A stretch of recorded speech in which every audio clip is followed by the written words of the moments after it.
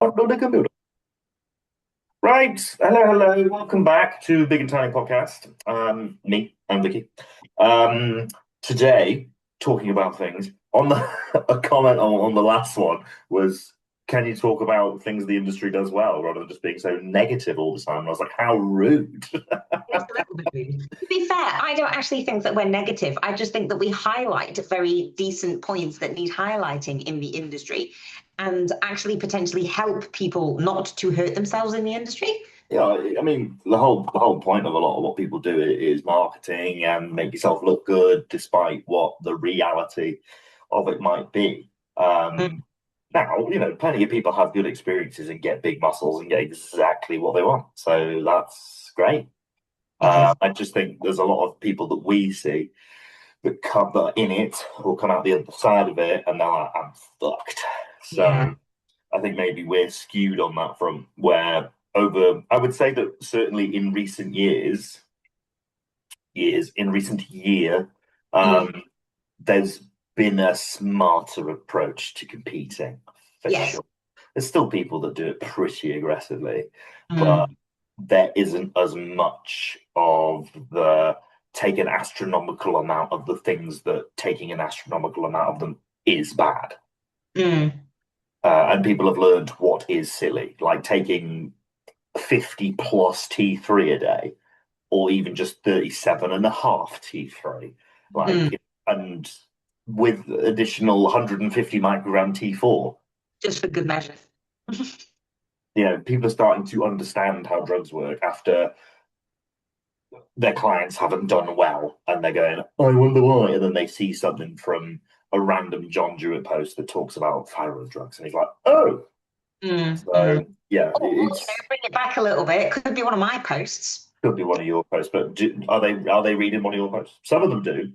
Some of them do, some people do. And then some people obviously message me and say, I found this very interesting. But the thing is because I'm not like a 300-pound bodybuilder, like John Jewett, and I don't have his particular name He's not in. 300 pounds. He's about 5'5". No, I'm exaggerating. But it's because of the fact that I haven't got that name in the industry. I mean, don't get me wrong, my name is getting there in the industry, but because I don't look a certain way, people don't look at me in a particular way. They never look at me for the intelligent aspect of things. They look at somebody who's big, who's large, who's obviously been on the Olympia stage and go, that guy knows what he's doing. Now, in John's case, I completely agree. I think he's fabulous. But if we rewind about 4 years ago, everything that he says now in comparison to what he said 4 years ago has completely changed. It's And different. it's great because he does admit that. And I love that, because I've said things obviously 4 or 5 years ago, and I've obviously held my hands up and just said, do you know what? I've changed my opinion on it because of different types of data coming out. And that's what makes you a good coach. It's the fact that you can have a look at things from an anecdotal perspective, look at it logically and look at it objectively and just go, actually, yeah, that was a really big fucking stupid thing to do. Talking about obviously doing silly things in the industry, it's like John Jewett just literally put up his post in relation to how you prep a bikini climb. Mm. His first bikini client that he ever prepped, she was on less than 800 calories a day, 2 hours of Stairmaster a day. Obviously, just blew up with water, didn't come in very, very well. Now he's obviously opening up his hands and saying that was a really stupid fucking thing to do. Don't do that, because again, it's just experience. So things should change, and I think Well, that. so that's a good point to go down, especially with bikini clients, actually, because that's still the norm. That's still the standard for a lot of people getting into the industry, going, oh, well, if you're a smaller person, you'll probably be doing an hour of cardio a day and eating nothing in order to get in condition, Mm. which is that the truth? Is that the reality of it? For some people, that is going to be the case. But Sometimes it can be the case. Obviously, if you are very short in stature, like myself, I am 5'1", yeah, 5'1.5" on a good day. So, yeah, but but that just precludes lower food. Does it really preclude 2 hours of cardio a day? Probably not. the very, very first prep that I did, it was absolutely astronomically disgusting. And I'm pretty sure that if you go back about fucking 10 years on my Instagram posts and that kind of stuff, you will probably actually see what I look like when I was, prepped that way. I ate nothing but protein and vegetables, literally from the start and prep all the way through to the end. I never had one refeed. My fats were less than 5 throughout the entire, yeah, less than 5. This is why I fucked up my hormones. Yeah, so I had less than 5 grams of fat per day throughout an entire period of prep. And when I'm saying talking about prep, this was a linear based diet for nearly 11 months. and then we just carried on. Yeah. So for 11 months, I had less than 5 grams of fat in my diet, which was Oh, just okay. So all of that kind of like alluded it to it. I was doing fasted hit cardio and I was fasted training. And the only time that I actually did have any kind of carbohydrates was that I had 30 grams of oats after my training. That was the only form of carbohydrates that I had throughout the entire course of probably your training. fat as well. Yes, and the fat. The other incidentals was literally just coming from chicken, which is what, there's a Nothing. gram of fat in an entire chicken boob. So, that's what it was. But the cardio aspect of things, it was literally just a fuck ton of steps. I can't remember, to be honest, how much cardio I was doing, but I was eating like fucking 600 calories a day. It was Yes, ridiculous. you can't remember anything at that point. No, exactly. Can't do So anything. when people are asking, why don't you talk about the good things? It's because you've experienced the bad. It's like, I think when we talk about the good things, though, like I can bring up some good things in terms of what's going on. So the thing that we just talked about coaches changing their mindset and changing their opinion and changing their approach, I think that's really good in the yeah, industry. it's accountability because someone will come along and go, no, that's wrong, and explain it fully, and they'll be there like, oh shit, I better learn Yeah, that. exactly. So I do think that that is very, very good in the industry. I do think that highlighting the dangers of having too many drugs is also a positive in the industry as well.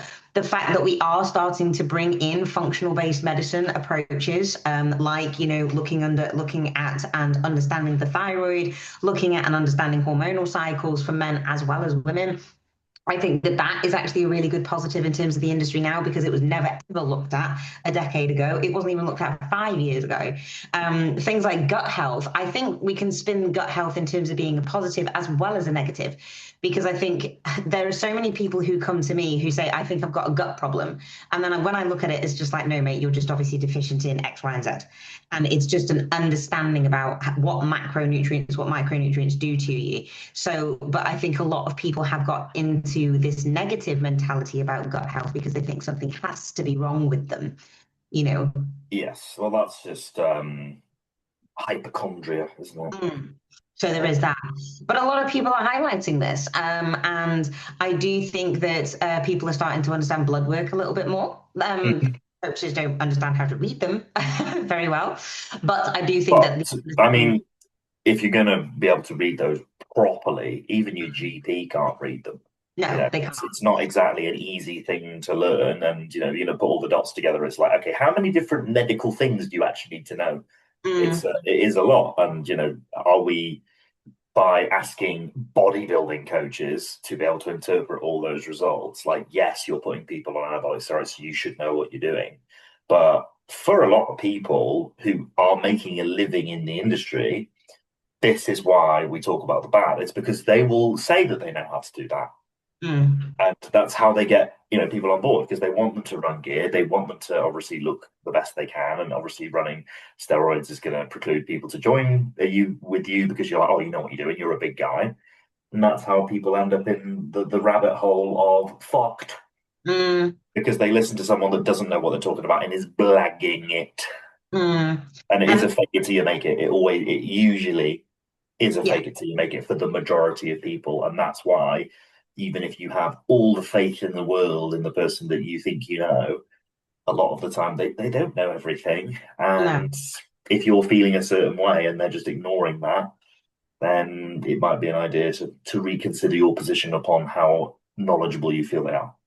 Well, this is it. So I have a client at the moment, and every single week he's like, I've got this niggle, I've got that niggle, this bit's hurting, I need to ice my knees, now my wrist is hurting, and that kind of thing. And when it came up to like week 5 of him having a new niggle, I will let you into a little kind of like Titan secret of how I fixed one of his wrist niggles, though. It was very clever. When it came up to week 5 and he's now kind of got this other niggle, I just said, these are happening far too much. So you're either training like a bit of a dick because you don't send me all of your training videos. He's an experienced bodybuilder. He's a big guy and that kind of stuff. FYI, Alex, it's not you. I Just never hurt my wrists. but he's an experienced bodybuilder. He's a big guy. He's obviously been training for a long time. He's a coach himself. So I said that you're either training like a dick and you're shifting too much weight with too much momentum, and this is the reason why you're getting hurt, or there is something else that is going on that I am not seeing. So I want to have a look at your labs, because if your labs come back and your CRP levels are obviously through the roof, this is what's going to indicate as to why you're having these issues.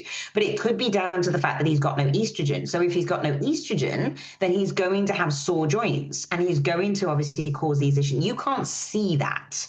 So these are the kind of things that we need to be made more aware of in the industry. And the coaches who do for bloods, it makes them look like they know what they're doing, but it's actually how to understand how to interpret those bloods and what to do in order to fix them. And that's where medicine comes in. Or even just a small amount of knowledge. I run a course for coaches and that kind of stuff out there for people just to learn the basics of understanding what specific blood markers do. So your full blood count, obviously your FBC, all of your liver markers, all your kidney markers, all your hematocrit aspects, all of your lipids, and your hormonal profile. Obviously, I literally teach coaches how to read those. Those are really the only markers that you ideally need to know about. One of my clients, blood work came back and his hematocrit was high, and he was like, "Oh, I just didn't drink enough in the morning." I was like, "What are you on about?" He was like, "I wasn't hydrated." I was like, "No, that's not that." It's like, no. I don't think how much water you've had this morning is really going to affect how voluminous your red blood cells are, or the disparity between the size of them. Like, Exactly. it's Yeah, like, not particularly. I know. okay. And it depends on how thick his blood was coming out of the actual syringe, if he was dehydrated or not. I did a blood draw the other week when I was with my guys and girls in for the blood consultancy thing, and I did a blood draw, and I swear to God, this blood just didn't even come out. It wasn't even a drop. I was like, okay, so I'm in the vein. Know that I'm there. I know everything is fine. I even used the fucking butterfly needle, which is pure old school, and it's how you learn. And I was like, this is coming out. I was like, how much have you drank today? And he's like 3 coffees. I was like, so no fluid? And he was like, 3 coffees. I was like, okay, how much did you There's have water yesterday? in coffee. I was like, how much did you drink yesterday? And he's like, 6 coffees. I'm like, Oh, oh, to be so you're fair, I mean, basically, I get through one of these and 2 big mugs of coffee a day. So, honestly, I think I must drink about fucking 9 liters a of day. water, Yeah. Christ, Yeah. I would be peeing all the time. Oh, I do pee all the time. But I don't like it. No, I'm not a fan of that. It's when you hear guys who are like, "Oh, you need to drink at least 8 liters of water a day." It's like, so if you're a normal person in a normal job, say you're on a construction site and you're drinking 8 liters of water a day, which is, to be fair, in this heat is probably quite normal. But Mm. imagine if you're saying to your boss every fucking 40 minutes, "Need a piss, need a piss, need a piss." It's gonna be like, "Mate, fuck off." Yeah. You just use adult diapers or get catheterized. It's fine. You know that one that you can attach to your leg? Yeah. Old men Oh, do that. No, no, you swish as you walk. yeah. Anyway, moving swiftly on. So other positives that we can look at into the industry. So people are learning a little bit more. People want to invest into their education a bit more. I do think that that's a very good positive. I do think that highlighting the aspects of blood and the importance of getting your bloods done at least 3 times a year, especially if you are assisted, I think is very decent. Mm. I think going every 12 weeks is a little bit overkill. I think 3 times a year is absolutely fine, unless you're going to be running a really long cycle. So, say, for example, you run a 24-week cycle, then I would obviously do it pre, intra, and obviously afterwards. So, that would be your every 12 week, every 8 to 12 week, depending on symptomology, obviously, Well, and how hefty it is. and how hefty the cycle is. Yeah, absolutely. If you're running like 150 tests and 300 primo for that long, it's like, yeah, you're probably fine. Yeah, you're probably fine. Is that Unless you're a woman. yeah, as long as you're not symptomatic, really. What else do I think is a positive in the industry recently? I think collaborations are quite good.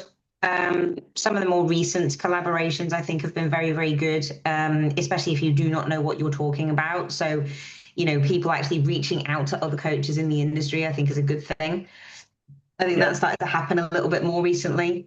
Whereas Just from before, coaches were just like, no, it's my approach and my approach only. And even if it's wrong, it doesn't matter. It's my approach. Yeah, just from like a competitive perspective as well, I'm not seeing as many people acquire like eating problems post prep, Mm, and it seems like the hyped nature of the extremity of the sport has nicely chilled out a bit. Like we all know it's hard, but mm.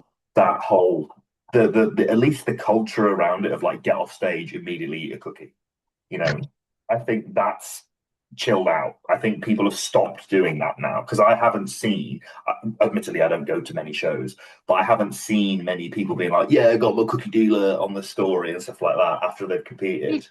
when I went to the PCA with AQ, yeah, Hmm. there was many people with many Tupperwares of many cookies. So I don't quite know if that's I Maybe don't. I'm wrong then. Maybe I'm just looking at professionals.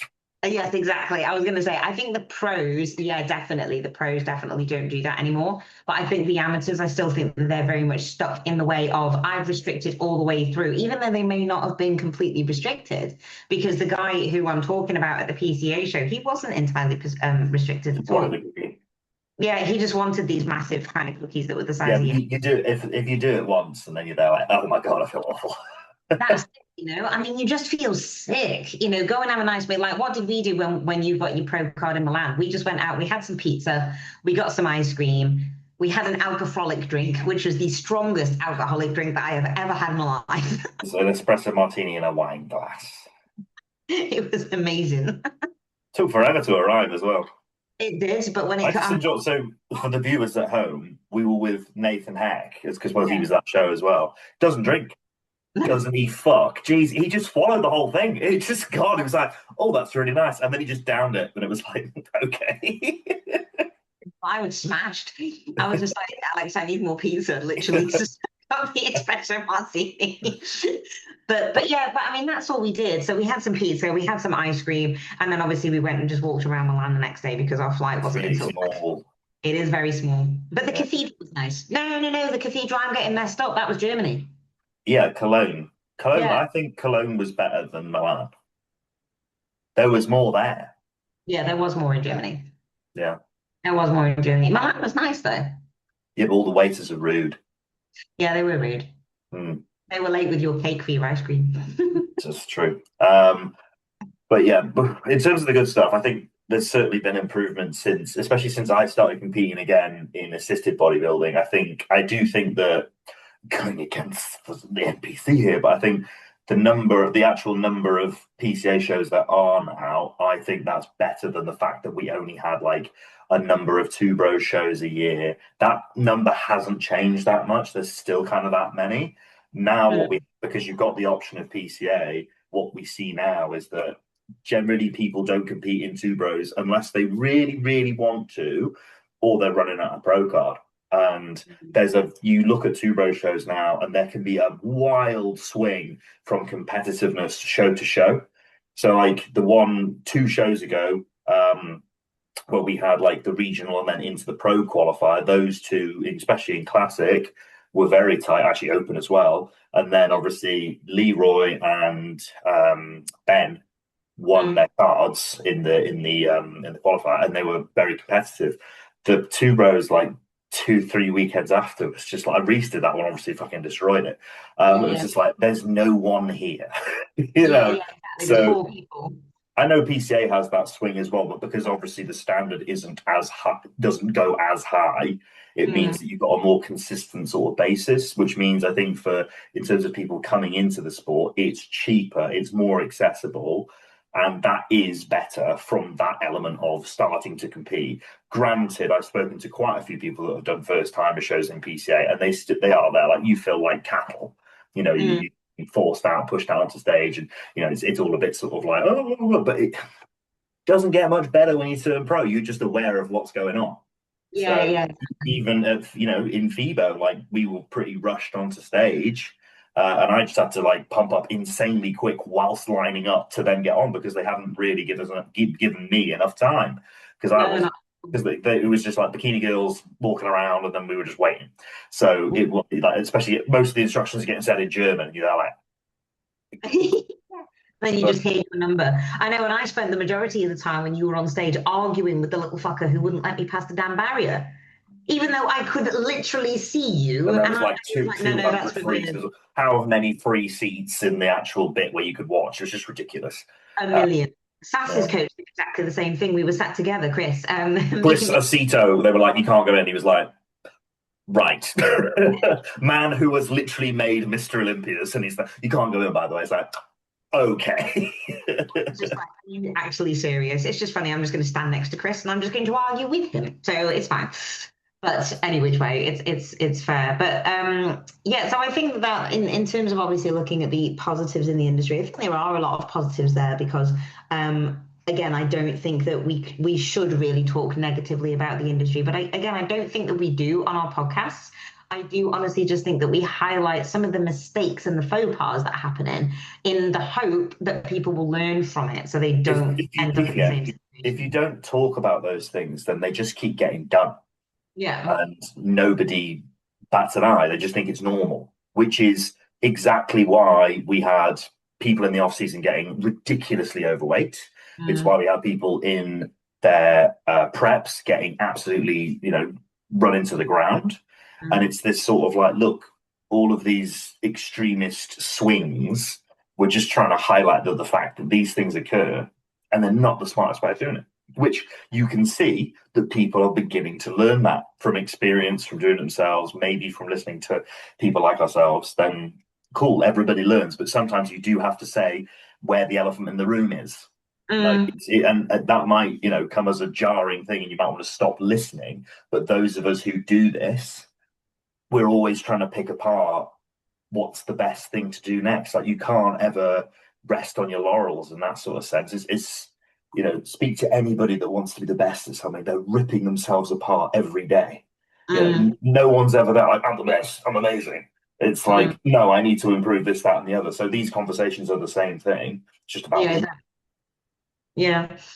So, like I said, your commenter by saying talk about something positive. I do think that we do highlight positive aspects because it's highlighting the aspects that you need to learn about, and that's going to only end in a positive.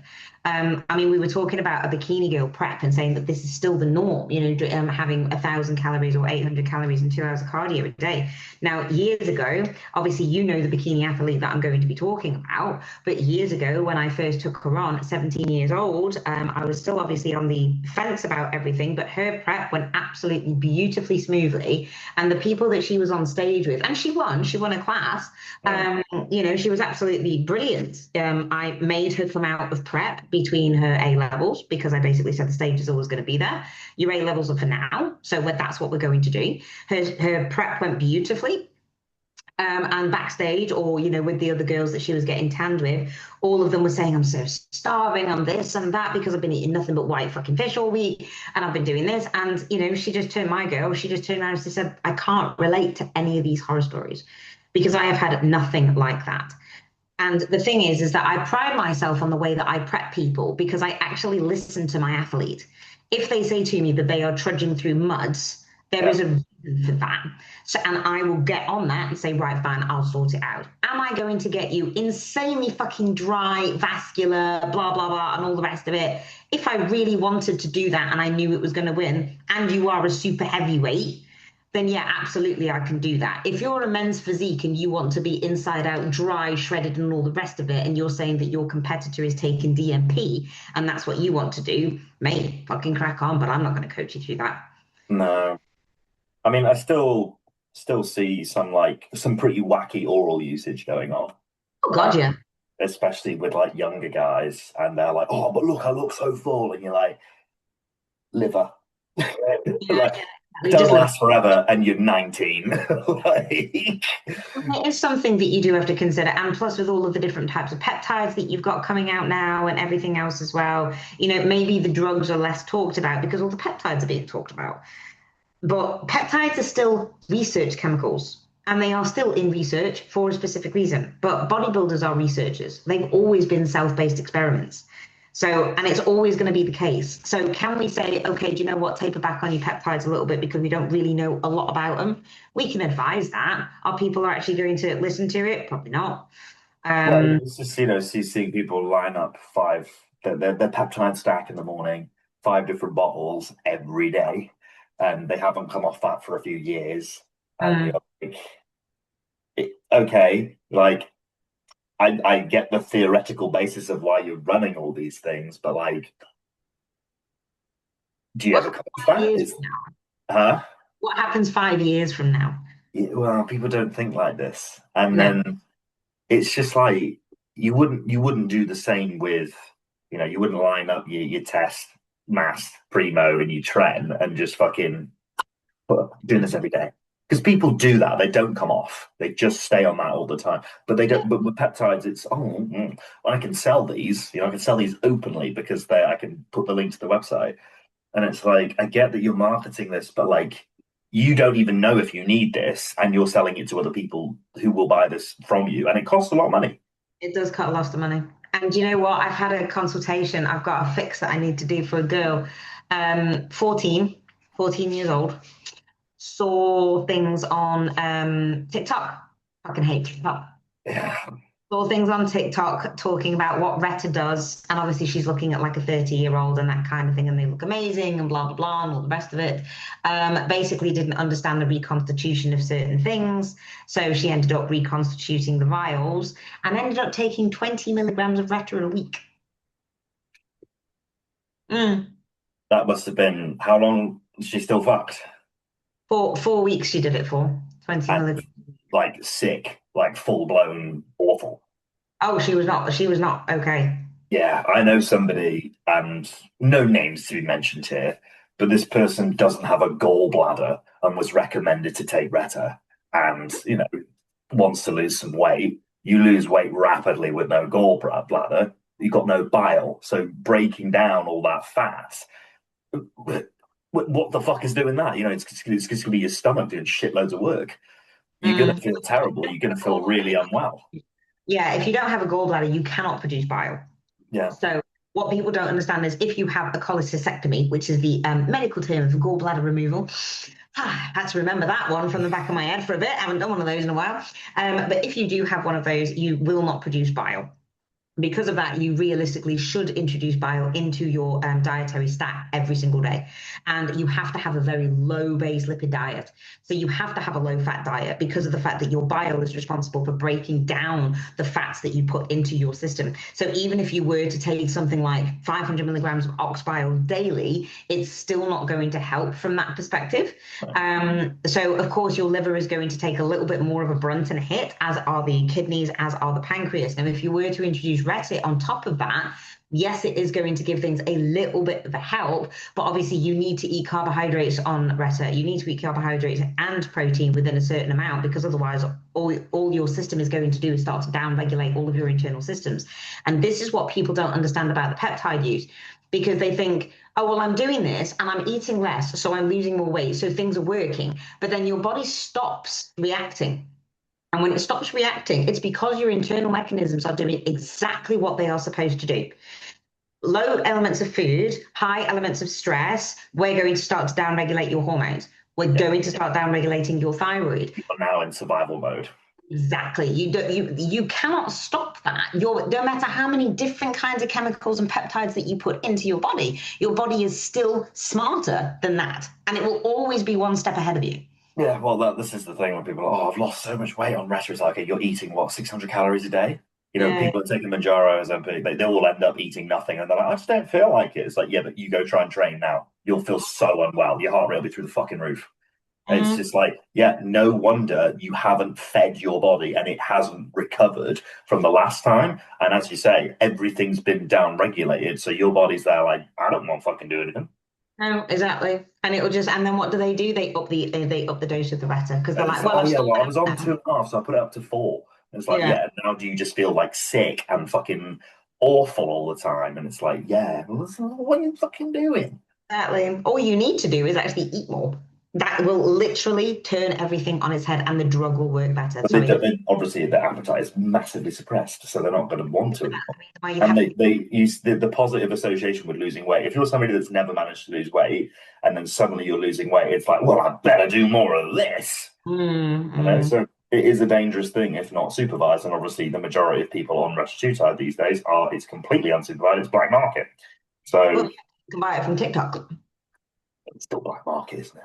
Oh yeah, entirely. But It's that's just what. unregulated, so it's on the internet because they don't know what it is yet. Yeah, yeah. And you have no idea that it is retatrutide as well, because it's Oh, obviously it could not. just be water, Yeah, could be yeah, war. which is Anyway, funny. 300 how pounds on a pen that's full of nothing. Yeah. So I mean, I'm going to end this by saying this is still highlighting a positive because we're highlighting the fact that you need to do your research into how retatrutide actually works if you're going to take it, Or just or just any just peptide. just fucking diet normally and not have to use drugs. Well, you can do that unless you have got a metabolic disorder.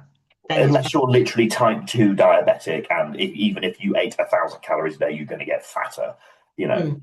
cool. But those people probably aren't watching this podcast. No, they're probably not watching us. Even then, I know I've got one guy at the minute I'm doing posing for who has lost his entire half of his body weight. He was 180 kilos, he's now 90 kilos. Hasn't used any peptides.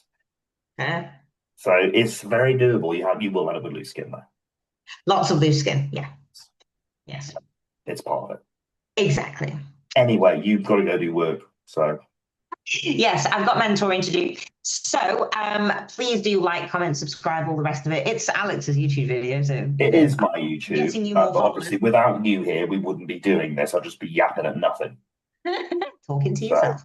there we So go. like, follow, subscribe, repost, do whatever you want. Give us some suggestions if you want us to talk about anything and everything.